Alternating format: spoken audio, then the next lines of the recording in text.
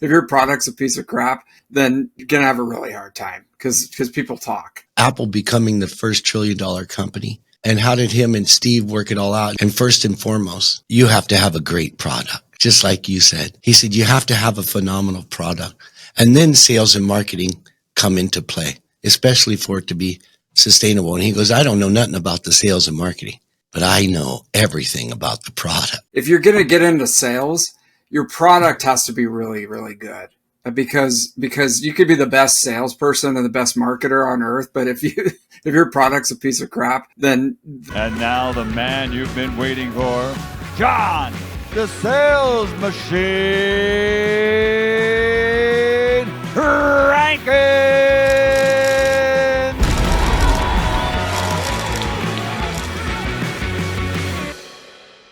Ladies and gentlemen, today's guest is the mastermind behind TenBound, the trailblazing go-to-market research and advisory firm revolutionizing sales pipeline growth. As CEO, he has launched the world's first exclusive sales tech directory, catapulting TenBound to the forefront of sales development innovation. Renowned for his rare expertise, he has elevated the sales industry through groundbreaking research and tailored coaching. Host of the #1 sales development podcast, he is a guiding force that helps his listeners get success. More appointments, more pipeline, and more sales. Please welcome David Dulany. So that I can actually look halfway decent. Not halfway, man. You look even full way decent. You look full on. I like it. Full throttle. I love it. Well, we're going to have some fun today. I absolutely love propping people up, giving them credit where credit is due, and aligning them with how to help people scale their business. We're all challenged. I've been running a business for 30 years and a lot of blood, sweat, tears, and even some fears at time. Well, teach me. I'm newer to the game, and I'd love to learn from you how to do it. Well, it looks like you're doing really, really well. I mean, with TenBound, I see that I went through all your LinkedIn profile and full on stalked you, but really got the information from my team about, how you're doing what you're doing with TenBound. But I saw that you were a director of sales for several different companies, and then you took the leap and you started TenBound. And that's not an easy thing to do, to pivot, right? Yeah, there's definitely the golden handcuffs, right? Because I had been in the corporate world for I think almost 20 years or something like that, and so I was just between things, and I started doing some consulting, and the rest is history. Now it's going on almost 8 years, and we're still going strong. Well, that's great news. Not so easy to pivot. Right. Even myself, I'm actually have went from building and scaling direct sales teams, thousands of people, like literally thousands. And I just couldn't keep up anymore. So, I wanted and needed automation. So that's when I went into the software industry. Actuality, I didn't ever want to go into the software industry. It's a challenging industry. Yeah. It's good you're solving your own problem though, I mean, that's really important because you've felt the problem of automation. And so you said, I'll solve it myself.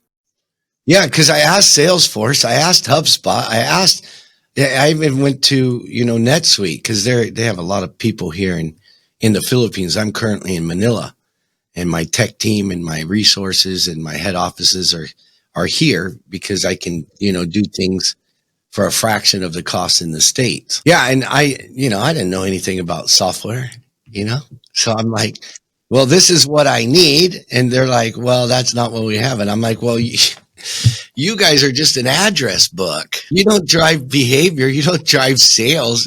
Most people don't even use, we were using Excel. That can do what you do. As far as looking at Salesforce and HubSpot. So anyway, I knew and I know that, things are going to change rapidly, especially with AI now. And you just got a Beast Award for AI? Well, we we made the Beast Awards. So we give it to people. Yeah, I know. It's very prestigious. Maybe someday, John, you could win the Beast Award too. Yeah. No, it's I'm here in Silicon Valley, and it's very techy, right? And the sales technology, industry, if you will, has come up a lot since I started doing this. And one of the things that we did was we created a directory of what we're trying to create a comprehensive list of all the sales technology companies that are out there, and begin to be able to offer people advice on what kind of sales technology they could potentially implement based on their life cycle of the company that they're in right now. And then as a fun, kind of aside, we've been running the Beast Awards for the last, this is the first year we've had it specifically for sales technology, but yeah, we just announced those on December 6th, actually.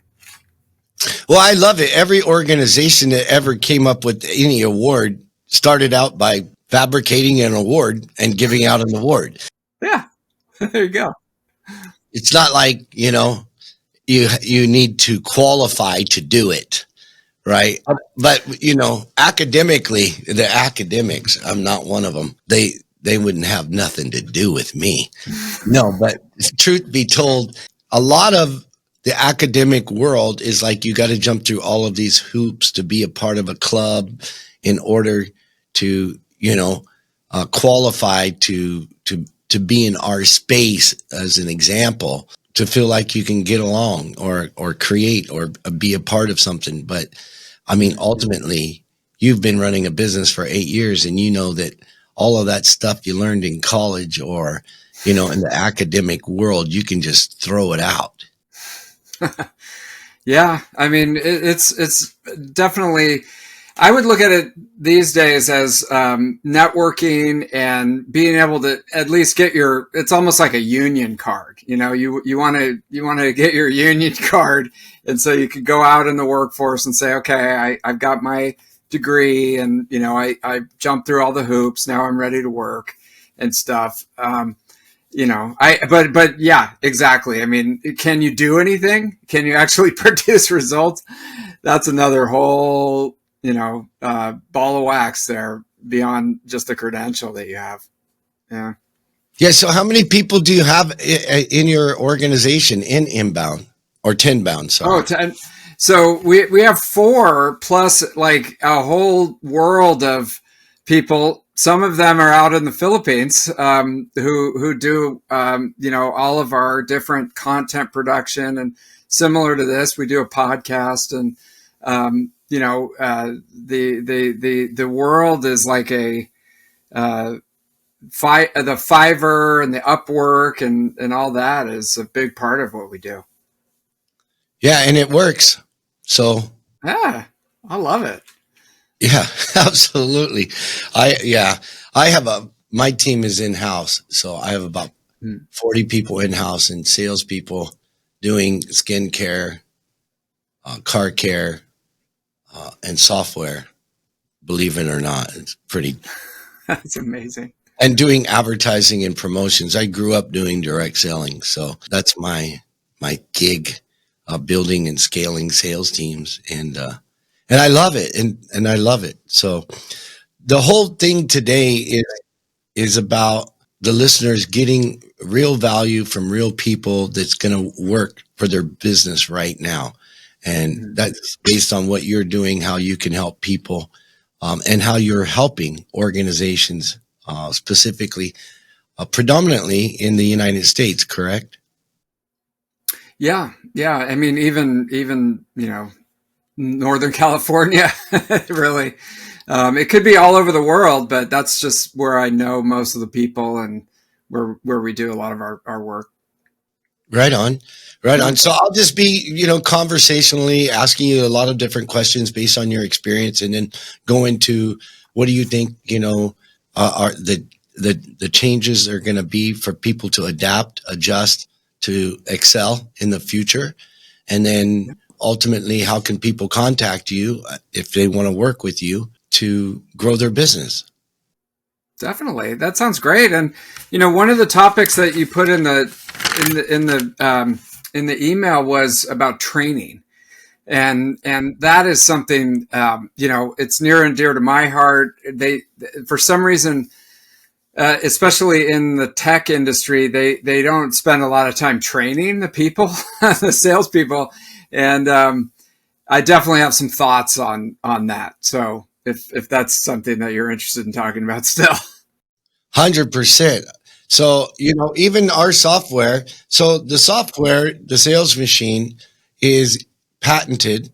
It's patent pending for a smart framework. So it's got 5 modules in it. Sales CRM with leaderboards, levels of development. So people know what to do, when to do it, and how to do it. A marketing module. So like MailChimp, so it's like having Salesforce, but on steroids. MailChimp.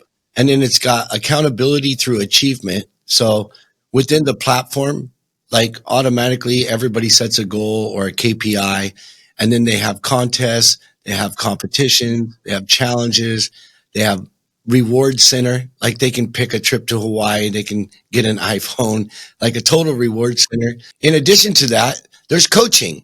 So whenever somebody's onboarded, you assign them their onboarding package, you assign them their first 30 days, 60 days, 90 days.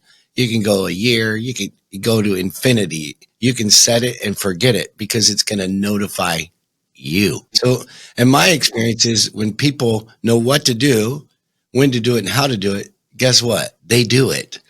And we remind them. And not only that, when they achieve something, it reminds their immediate supervisor, their leader, whoever, and or the organization. And it has, and the last module, it has a customer retention module, and then a training center. And that's an interactive video-based training center within one software. So that's like having Udemy, Lightspeed, right? And Zendesk, all these solutions in one. Yeah, I mean, well, first we got to get you a free directory page in TenBound, and make sure, and that takes 1 minute to set up, to make sure that your company's in there, and then man, we could touch on any of those topics. That's huge to have everything in one. So Yeah, it's a lot of money.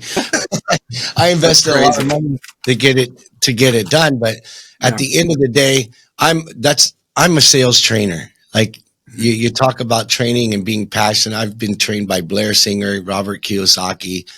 Like these guys are the ballers of training, right? Interactive, experiential training. And that's all I've been doing for 30 years is training salespeople. Oh man, that's amazing. Yeah, that's funny. I went to a Blair Singer training class in San Francisco like 15 years ago. It was awesome. It was awesome. It was through the New School, um, which I think it's gone now. But they would have these amazing classes that you could just jump in and take like a half day class, and one of them was Blair Singer, and he was great. Yeah, he wrote Sales Dogs, the ABCs of Yeah. Teams. He was one of my guests on the podcast. Oh man, I actually climbed Mount Kilimanjaro with Blair. no way. Very cool. Yeah, I have. Yeah, I have his book somewhere around here. The one, the Inner Voice Mastery book, which is really good. Yeah, little voice mastering. Yeah, because that little voice is irritating. Mm. I hate that little voice. I fight with him all day. You got to make that little voice your biatch, and let it know that thanks for sharing. Yeah, thanks for sharing. Move on. Exactly. Yeah. Yeah. You ever heard of now I can't remember his name. The guy who wrote The War of Art. Um, oh man. Yeah, yeah. His is resistance. The resistance. It's this thing that crawls up. When you're trying to make something or be creative. Um, it's killing me now. I can't remember the guy's name. Hold on.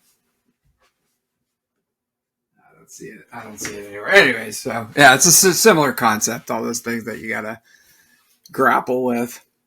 Yeah, just different perspective. I also had Jeffrey Gitomer on the podcast. Oh man. This guy's a legend. Oh, that guy's a total. The Little Red Book of Selling. Yeah. I got all of them. I got the red one. I got the black one. I got the yellow one. Yeah, he's a stud. He had me on his podcast first, and then he's like, "Oh hell yeah, I'll do your podcast. You actually know what you're talking about."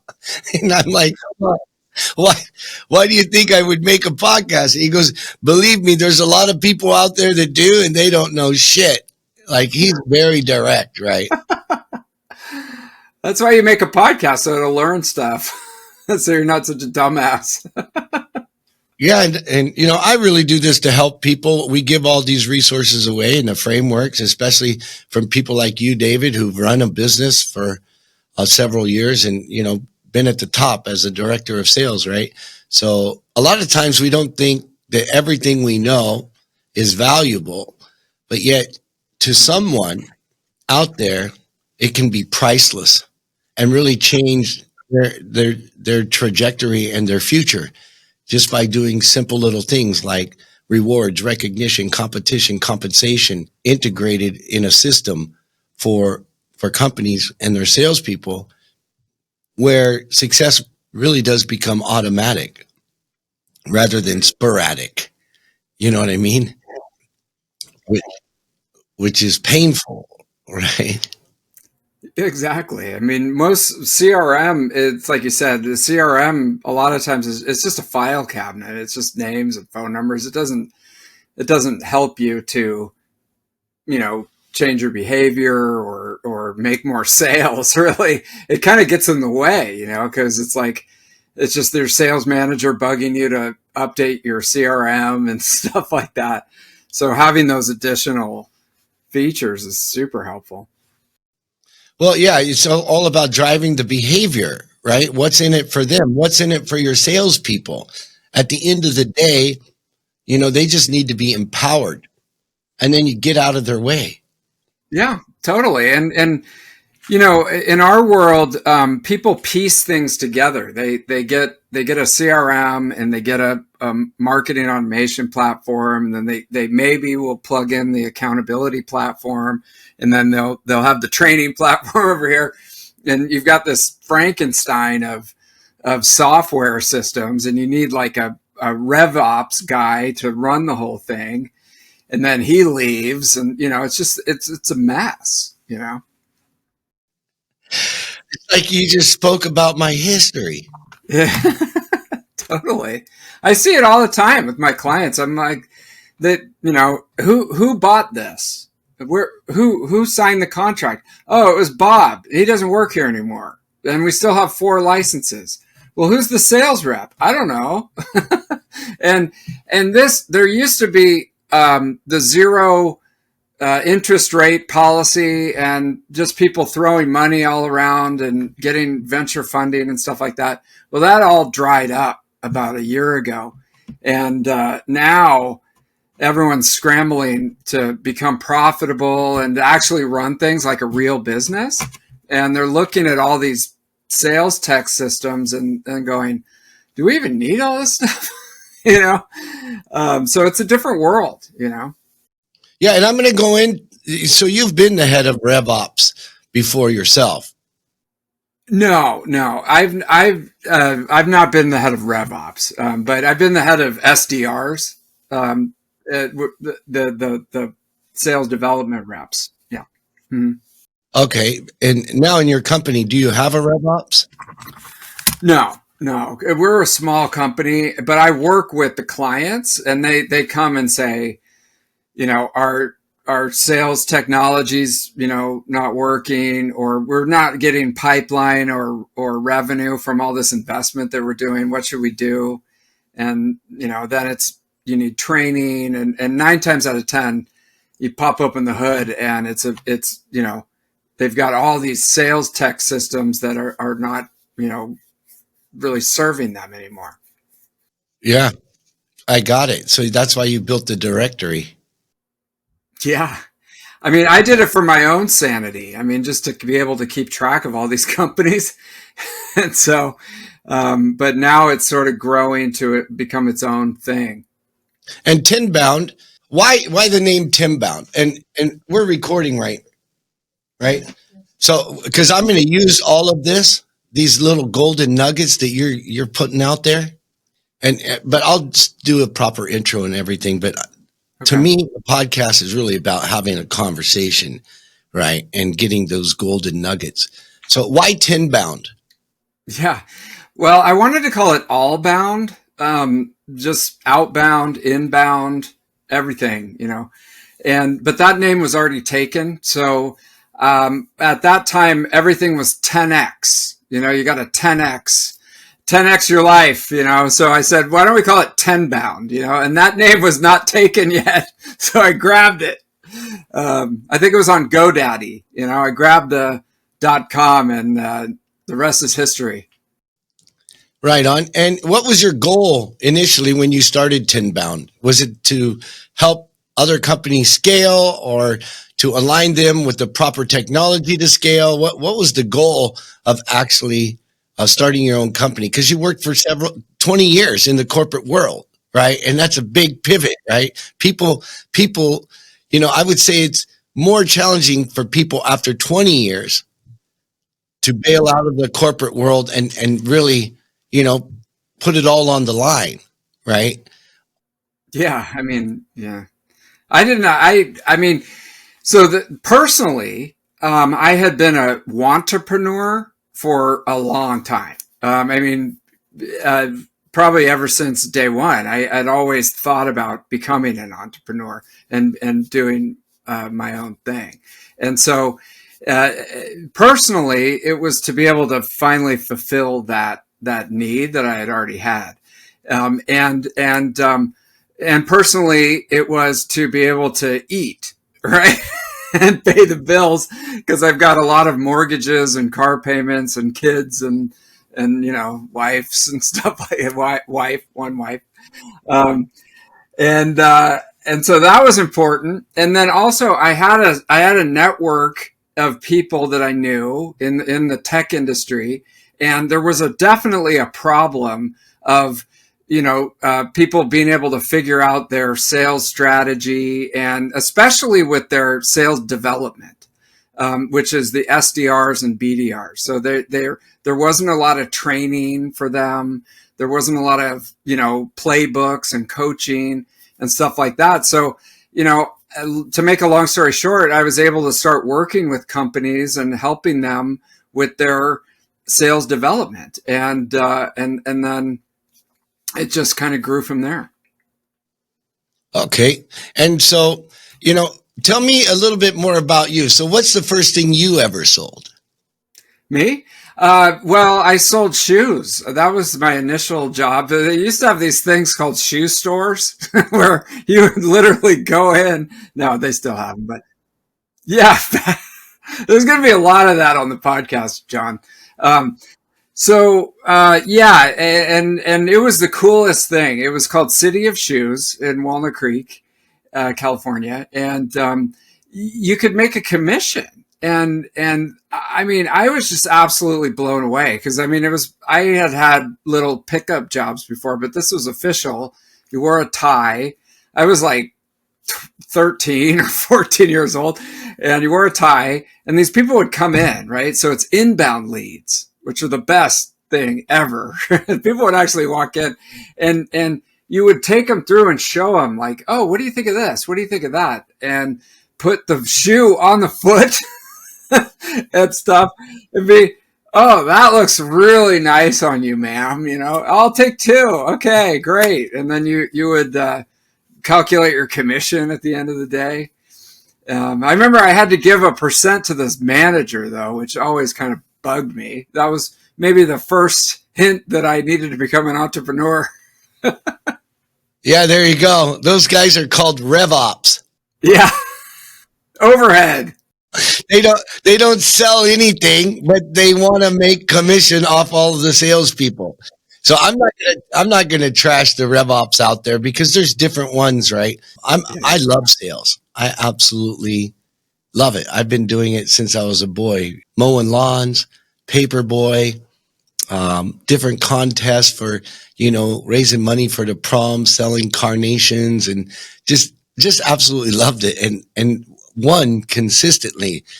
And not so much about competing with the others, but just really wanting to win one and wanting to make the most sales. Like I just hustled. I just loved making a sale because to me it was like a validation or winning because I came from a very modest family, right? we're talking welfare, food stamps, butter, cheese, and making commission.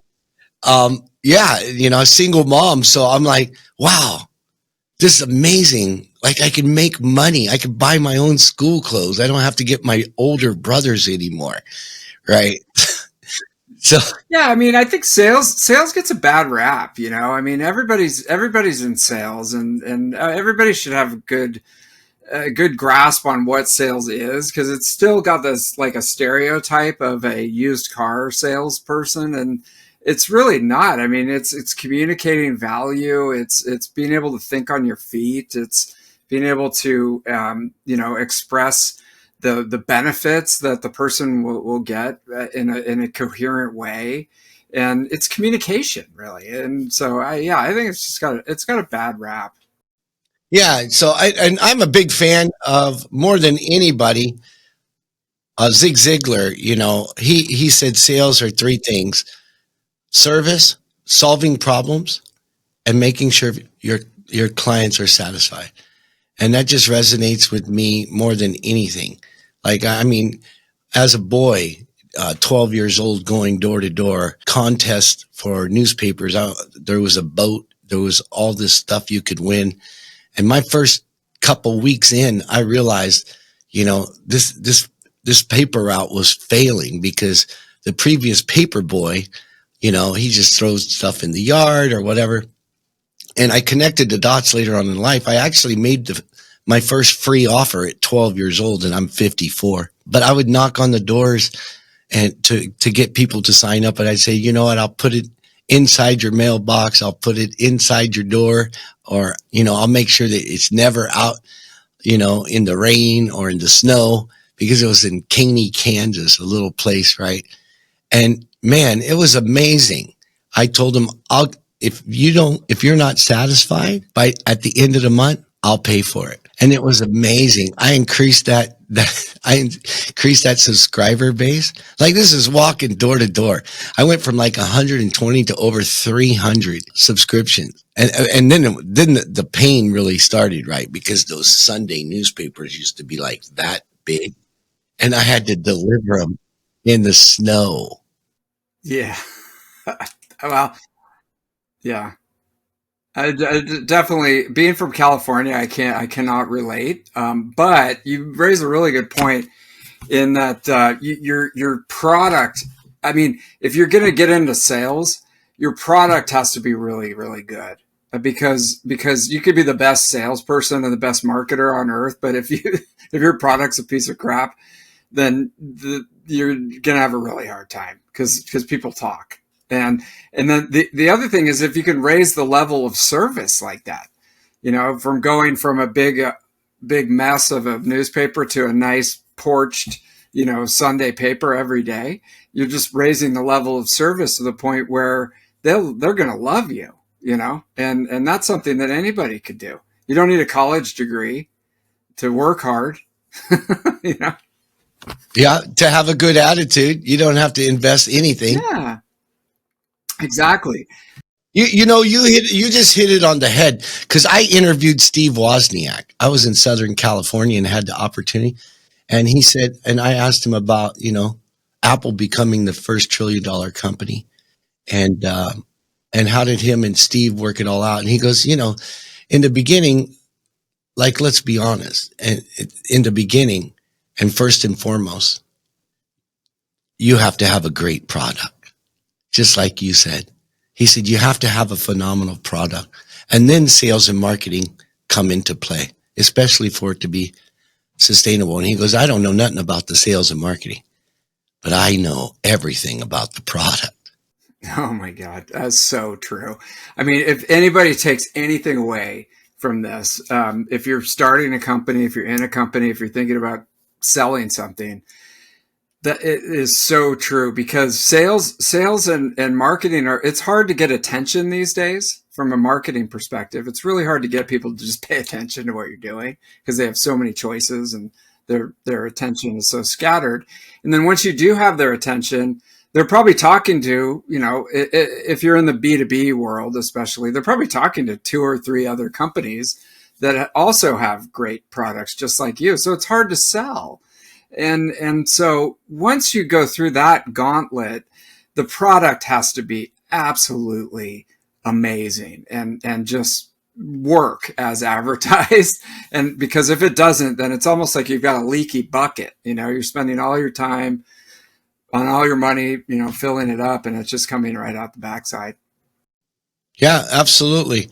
And so, yeah, I've spoke all around the world and did training and sales training, like literally all over the world. And I remember I was in Japan and I was speaking to a group of CEOs, Sony, Panasonic, and I went up there and I was talking about the methodology I'd used, right? And the head of Sony stood up, and I just, I was all prepared, like I was a young guy. This was about 18 years ago, 15, 18 years ago. I just bought a new Xania suit. I was excited. I was getting paid, like, I don't know, $10,000, $15,000 to be there and do the presentation as a keynote. And, but really for sales. And this guy stood up, and the Japanese are very reserved, kind of like the Koreans. Like they just, not a lot of emotion, right? And he stood up like 5 minutes in and he goes, why should I listen to you? You look like one of my typical salespeople. Like, how long is this going to go on for? And I was thinking, and I said, well, you don't have to listen to me. And full disclosure, I'm here to be of service. But if you're not open to any new ideas and open to doing things differently, then no one can help you.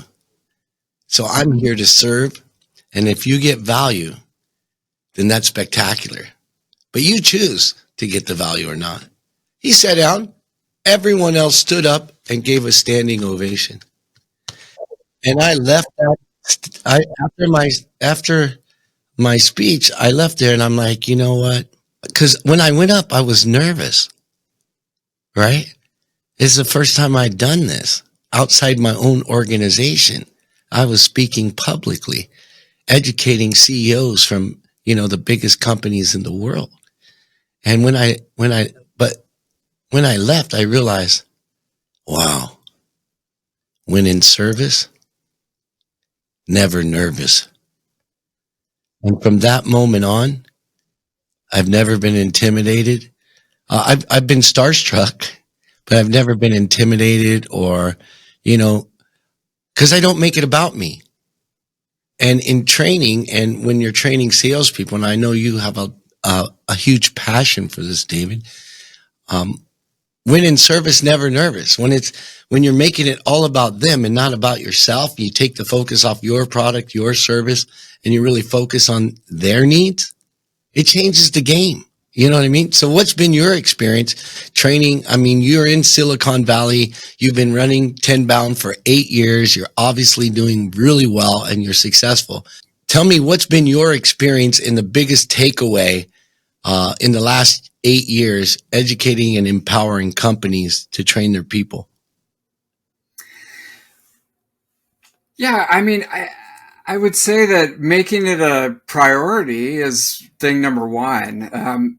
People cannot just be, you can't just assume that people know how to do their job. I think that's one of the biggest issues that I see with tech companies, especially because there's some kind of bias toward the reason that I hired you is because you know how to do the job.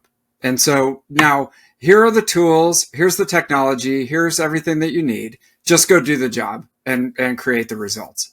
And I'll go back over here and I'll keep doing ones and zeros and creating software products. So after you sell something, let me know so that we can put it up on the leaderboard. So, it's this very weird way of thinking about it. It's almost like, well, salespeople are just coin operated. You just give them some money and then there's more, the coins will come out the bottom. And it's just not how it is. It's more like, it's like a sports team. And, I know that, people don't like too many sports analogies, but it really is. I mean, running a high performance sales team, and this, you develop the scoreboard as part of the product. It's like running a really high performance sales sports team. And so you think about how those are organized. You spend a lot of time on recruiting. You got to recruit the best possible people to be on the team. And then once you get them in there, it's constant training and coaching and game tape and running things back and, enforcing the skills that they have to learn. And then it's performance management and really making sure that you're tracking all the metrics that we have available today to make sure that we've got the highest performing team and then, making tough choices, based on the performance that's happening and taking the emotion out of running it. So it's a lot more, I guess it's a lot more complicated than people think. You can't just hire some people and stick them in the corner and hope that they perform. Yeah, 100%. And so, in actuality, a lot of people in the industry talk about CRM was to empower the salespeople, but let's take a look at the infancy of it and why it was developed. And if you look at the industry, and you go back 20, 30 years and you look at who were the giants in the software industry, right? Coding was like really difficult. And there was Oracle, SAP, IBM. They were these behemoths. Microsoft and Apple were the new guys. They were the FNGs, if you know what I mean. Freaking new guys. And so, when Mark Vinoff broke out with the Salesforce, it was game changing. It was in the cloud. And what did it give the business owners? It gave them the leads, because what was happening in the industry was to people from Oracle every couple of years would jump to SAP and bring their customers, and SAP guys would jump to Microsoft, and Microsoft guys would jump to Apple. Like, it was just whoever's got the best salespeople, headhunt them. And what did they bring with them? Their leads. That's right. So that's right. So CRM was like, game changing, because guess what? As a company, you get to keep what? The customers. There you go. But it never drove sales. It just organized the black books. It organized the Rolodex. So that's how, that's where I know people or organizations, like you said, are basically thinking that these salespeople today are coin operated? Yeah. The slot machines. Yeah, when it's proven psychologically, there's 5 love languages. Different things drive different behavior: rewards, recognition, competition, compensation, contest. All of these things, levels of development, growth, they are what change the game for you to retain, so you can recruit, train, and retain a badass sales force that is high performance, right? Yeah. And the world's changing more and more. Like, AI is going to take care of a lot of customer service inquiries. Like the sales machine we have customer engagement built in, because we know that's the most important thing. But looking forward into the future, what do you predict will be the most disruptive trend in sales development, and how should professionals and companies prepare for it?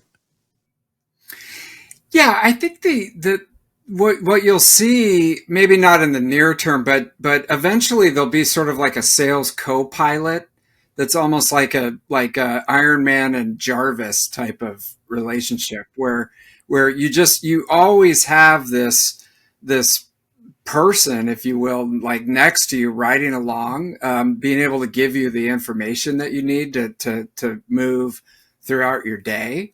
And we're starting to see it already. I mean, just this world that we live in will look very primitive, in a few years. Like this will all be wearing those headsets that they have and everything.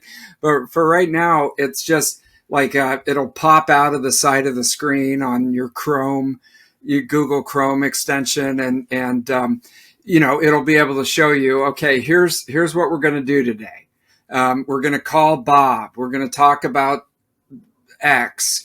We're gonna follow up with Mary about what she said a few weeks ago with the regards to the procurement process.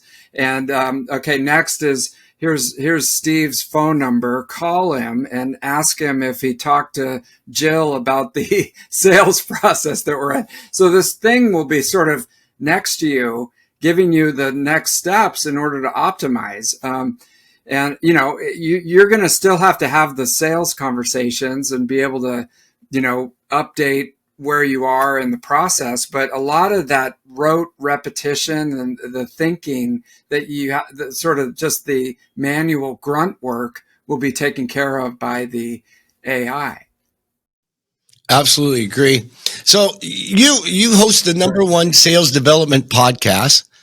And what has been the most controversial yet enlightening insight a guest has shared on your podcast?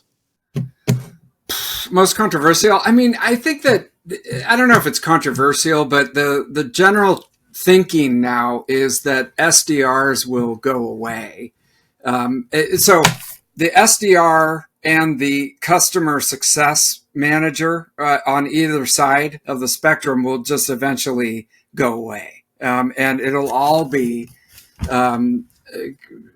created by an AI. But you're always going to need that well, not always, but in the near term, you'll need the salesperson who can orchestrate the AI in order to make sure that it's rational, and you're having the right conversations with the right people.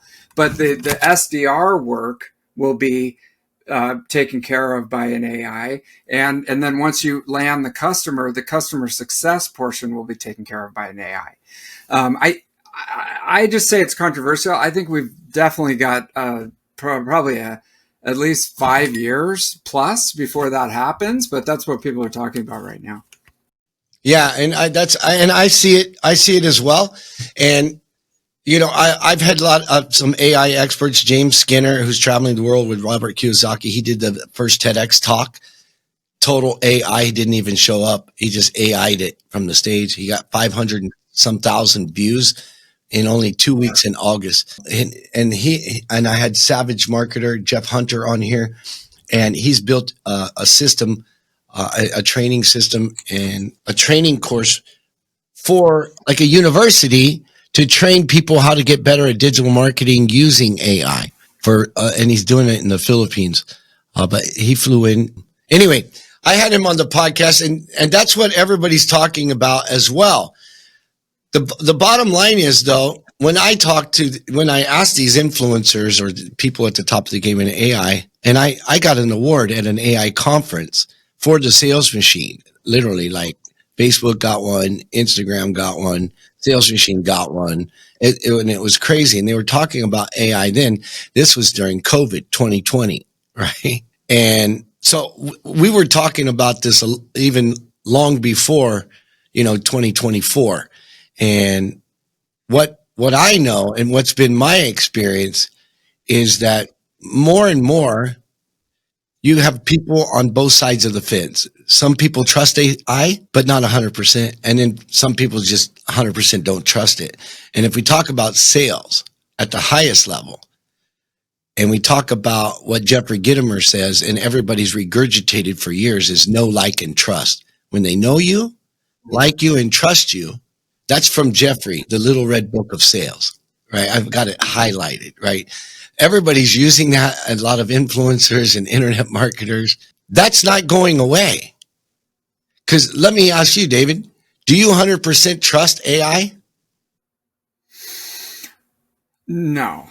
I mean, of course not.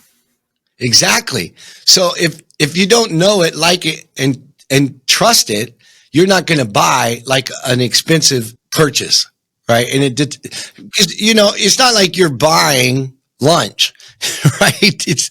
That's not such a big deal, right? Or you're purchasing a new phone. It's not like high ticket. But if you're purchasing a new vehicle, an electric vehicle, or you're purchasing a home, or you're purchasing a software that's going to automate your business, and it's tens of thousands of dollars, hundreds of thousands of dollars, you're going to want to talk to a human. Definitely. Yeah. And I think that is not going away anytime soon. I think that, a lot of, like, if you think of the jobs to be done, the job of an SDR, a lot of the day is just doing research, trying to find the decision maker, trying to find their phone number, trying to get their email address, like cutting and pasting, between LinkedIn and Zoom info and all these databases and stuff like that. And it takes some brains, to be able to do it and connect the dots and make sure that you've got the right person. But then you need to reach out to them and say, oh, we solved this problem. Would you like to take a meeting with me to talk about our software?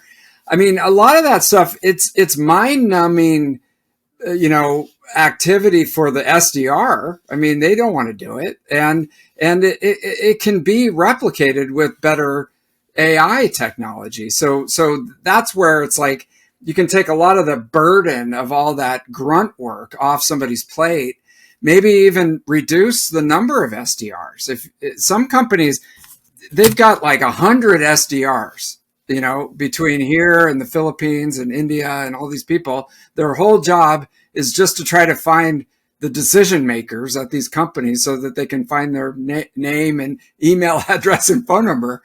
Well, if you can eliminate, those tasks and reduce the size of that team, you save a lot of money as a company, and the people don't have to do such a crappy job all the time. I mean, they do a good job, but it's just a lot of grunt work that nobody really wants to do. Yeah, and you've been running TenBound in Silicon Valley now for 8 years, and what do you think is the biggest challenge or struggle for companies right now? Because you're niche specifically in the tech industry, right? What do you think the biggest challenge for people are facing right now? Oh man, I mean, an easy answer would be just getting attention, just being able to get your product in front of people, just because of I think we talked about just having so many choices, and it's very easy to start a software company right now.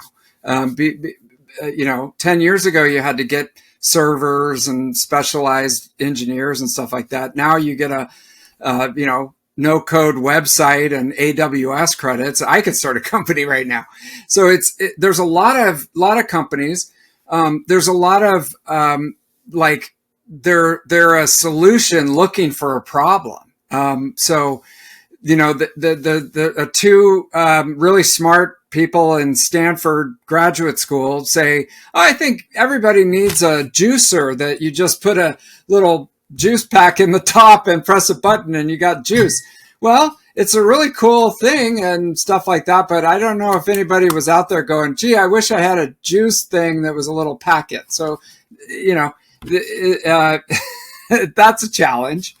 And then the last thing is that, like I said, we were in a situation where there was a lot of liquidity, in the market, and there was a lot of VC funds looking for companies to invest in, and everybody was buying everything, and it was just the good times were here. And then all of a sudden they started raising interest rates, and everybody freaked out. And so now it's like, we're going to bring in, I mean, I literally I talk to SDR managers who need some training, and it's like $5,000 for a training seminar, and they bring their CFO to the call, and they go, well, we're looking at this training program, and gee, I don't know, maybe, it's like nobody brought a CFO to the call like a year ago. They would call up and go, hey, we need training for all of our SDRs for 3 days.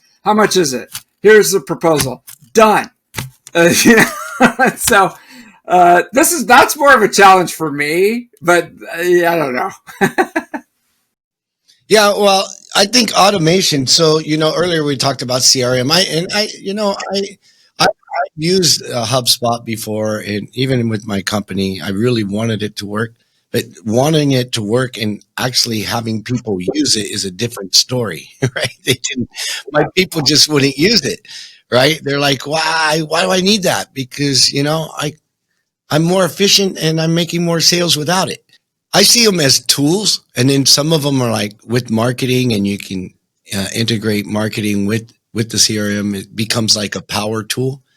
But for me, I wanted something that could automate everything, so it would be like a robot, right? So that people are empowered what to do, when to do it, and how to do it. But it's still all about driving the human behavior. It's still all about making it easier for that salesperson, right?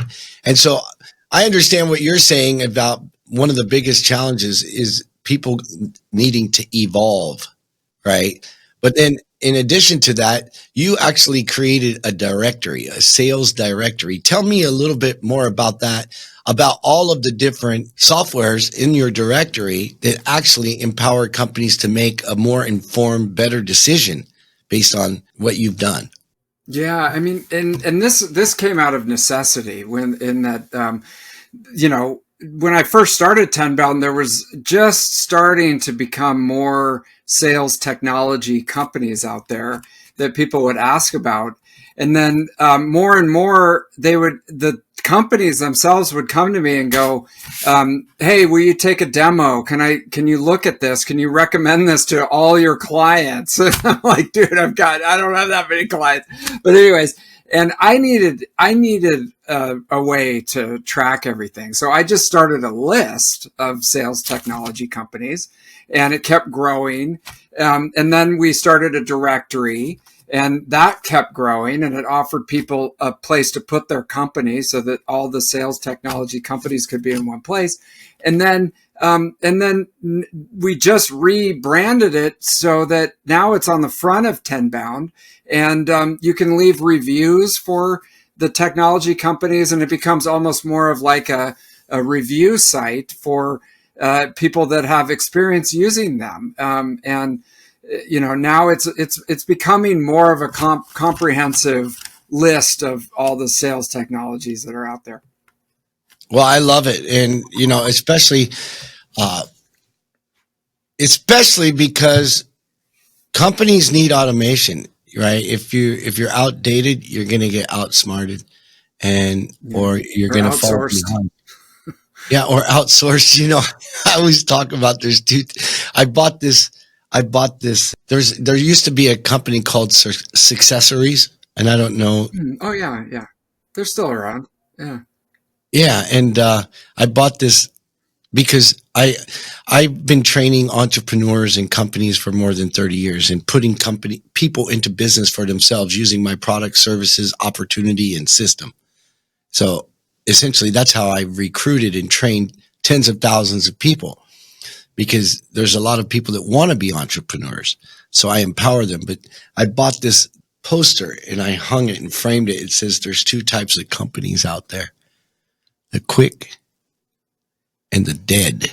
especially with AI and innovation, if you're not quick, then you're going to get left behind, because people today have more choices than they've ever had before in the history of the world. So one, it's about being seen, like you said, right?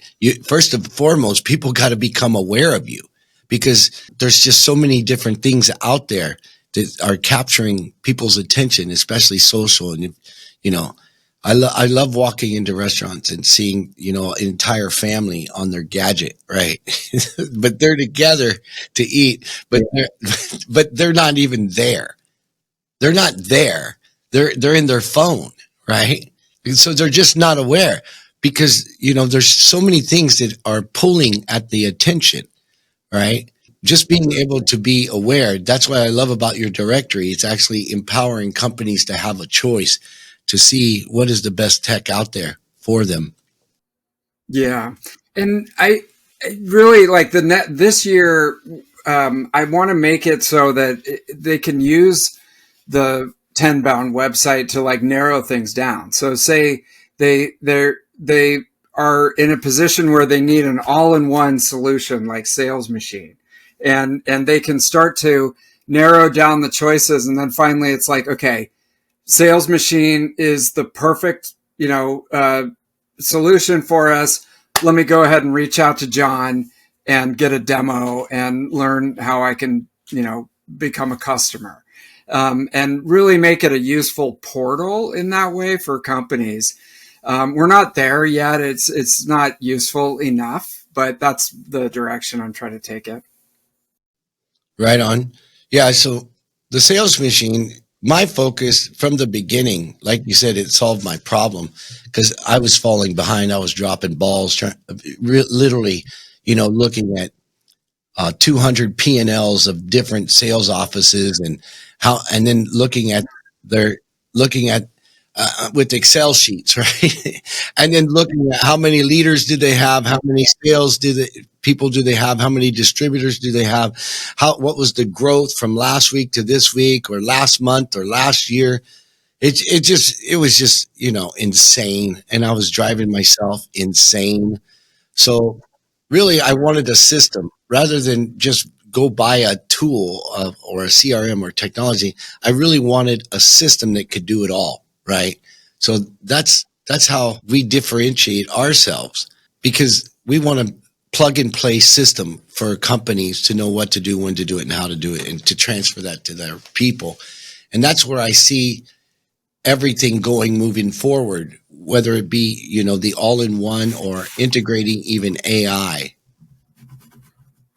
Yeah, it's interesting because there's a term that's being thrown around. I've heard it a few times. It's the appless future. Appless. So an app, like you have apps on your phone, and apps, are everywhere on your computer and stuff like that. But in the future, it's going to be the point where nobody really wants an app. They don't want another software program. They don't want another login. They don't want all that stuff. What they're trying to get to is results, business results. They want more pipeline, in our case, more pipeline and more sales. That's what they want. So it's like, I point I'm trying to make is what you're doing is really interesting, because they don't want all these different systems and all this different stuff. Nobody knows how it works. They just want the result at the end of it, which is to make more sales. And so by having everything in one and making it really easy, and and it's a no-brainer, then I think that is the wave of the future. Yeah, and that's your specialty, David. So why don't you talk to us about, how do you increase pipeline and increase sales for companies? Yeah, I mean, the first thing is that most sales training is about the product that you're selling and the benefits and the features and things like that. And one thing that we try to do is flip it around and look at the buyer journey, and who are these people that you're actually talking to, and what's a day in the life look like for them. And especially, and it's not a knock, but newer salespeople that are first getting into the business, they don't have any business acumen. They've never run a business. They haven't been in the business world for very long. And we're asking them to then call on people with 20 years of experience in the business. It's total. It's like me going up against the Las Vegas Raiders, in one of those old school football helmets, the leather ones. It's a joke, So first and foremost, it's learning about your audience and what they're working on, what their pain points are, and then coming in with your product knowledge. Amen. So, and how do you? So that's basically how to increase sales. So I get it. What's in it for them, right? And I do a lot of sales training. First thing I do when I walk up into any room, whether it's right here in my sales office, because I still do sales. I still do sales training. I absolutely love to do sales. I think it's a good time. Like I get to figure out like what is the biggest problem this individual has and how can I solve it? It's like I get to complete the puzzle for him. And I just love that. It's like I'm a little boy in a candy store. Like seriously, it's fun to do sales, right? And so whenever I start a sales training, the first thing I do is I walk to the front of the room or I put up a slide and it says, nobody cares. And people are always thrown off by that, right? They're like, what do you mean nobody cares? Yeah, nobody cares about you, your company, your product, the history of the world. They only care about their problem. And can you solve that problem? So first and foremost, when in service, never nervous, but find out what is their problem, right? And then you can be real. Then you can be relevant. Then you can talk about how you've solved that problem for others. But until you do that, nobody cares. Especially if you're talking to a seasoned business owner who's been in business for 20, 30 years and you don't get it and you just try to impress, you lost them at hello. You'll lose them at hello. You know what I mean? The old Jerry Maguire. I just reverse it, right? You had me at hello. No, you lost me at hello. Okay, let me educate you. Right. And I use a lot of humor in my sales training because I really want to empower, right? And for the most part, the younger people are going to be nervous. Like I train my salespeople and they're like, well, John, you're so intimidating. And I'm like, no, I'm not, right? I'm like, I'm just real. Just have a conversation, right? Yeah. It's so true. And you have to handle it right too, because, people at first, they don't want to reveal all their problems to you, the customer. A lot of times, they just want to get on, hey, what do you got? How can you help? What do you do? And so you start asking a bunch of open-ended questions and they're just like, dude, I just want to know what you do, so you got to be careful at the beginning there to dig that stuff out. But yeah, exactly. You can't, what is it? You can't prescribe if you don't have any diagnosis, and so you got to get really good at discovery. Yeah. And if you have a conversation, like, especially if you're talking to a seasoned business owner, like, what do you do? What are you here to sell? Well, actually, I'm here to frustrate older business owners that aren't getting results in their business right now, that are struggling and can't have a conversation. See, I could say that to someone and they'd be like, fucker, you're messing with me. And I'd be like, you're right. What do? I help companies automate the sales process to make more money and to retain their customers. Would you like to have that on autopilot? Because that's what we want, so that you're not bothered about having a conversation with me right now. How does autopilot sound? Right? But, people are intimidated, right? But also these senior business owners, they have problems. That's why they have no fucking time for you.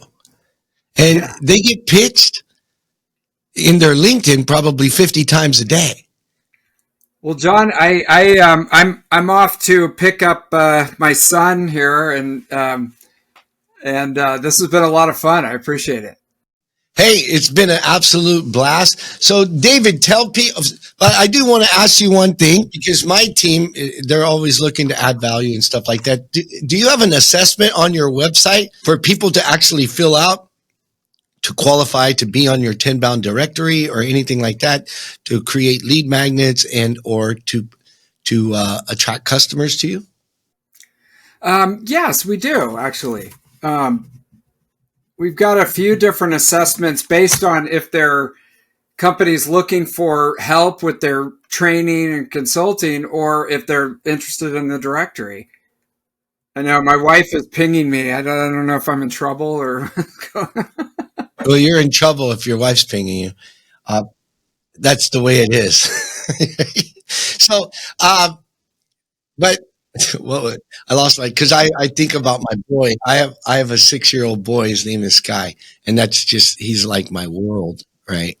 So, where can people find you and to engage with you to work with you? Yeah, I mean, okay, so if you're a sales tech company like the Sales Machine, go to tenbound.com and fill in your free profile. That takes 1 minute and it'll get you in front of our audience of buyers. And then if you're a salesperson or an SDR or manager looking for that training, just fill in the contact form and the assessment and I'll be right in touch with you. Awesome. Thank you, David. Ladies and gentlemen, David Dulany. Woo! All right. Have a great day, David. All right. Thanks, John. Ladies and gentlemen, if you want to send a review about what you liked on this podcast or share it with somebody who would need it to definitely improve their business, building and scaling sales teams, do me a favor, like, share. It means a lot to me so that we can help others grow and live in abundance. That's a wrap, folks. Thanks for joining me today. And if you got value from this episode, do me a favor, like, subscribe, and refer a friend. And if you want even more value, go to thesalesmachine.com, click on resources, and there's tons of resources there to increase profits and drive performance in your business. Right on, come on.